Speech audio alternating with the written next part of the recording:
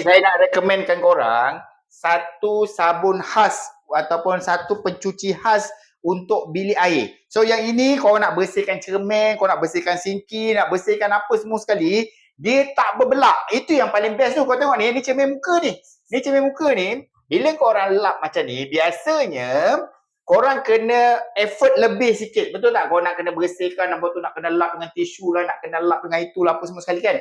Tapi kalau korang gunakan sabun yang ni, khas untuk bersihkan bilik air ni, dia tak berbelak tau. So mozaik semua cantik yang ni nak bersihkan sinki ni, korang sembuh saja macam ni. Okay. Mozaik ni dekat sinki ni apa semua ni, semua jadi bersih berkilat. Senang kerja korang. So mozaik dekat tepi ni semua kan, semua korang boleh lap saja ni. Daki-daki kotoran, daki-daki semua ni boleh bersih. Aku tak tahulah.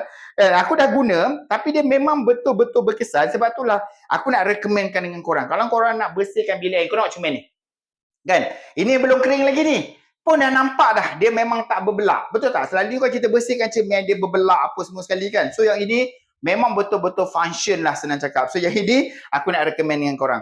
Kalau korang nak bersihkan bilik air, nak bersihkan mangkuk tandas, nak bersihkan apa-apa mozaik apa semua sekali kan. Nak bersih, contohlah masalah utama, siapa dekat rumah ada bilik air yang jenis pakai tempered macam ni.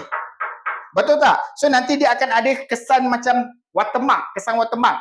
So yang ini memang betul-betul boleh hilangkan kesan-kesan watermark yang melekat-lekat dekat bilik air ni. Confirm. Saya cakap dengan korang, aku dah guna, memang betul-betul puas hati. So kalau korang nak, korang pergi tengok kat dalam beg kuning, aku letakkan pencuci bilik air ni dekat dalam beg kuning. Korang grab dah cepat-cepat. Confirm korang puas hati. Okay? Pergi tengok kat dalam beg kuning saya.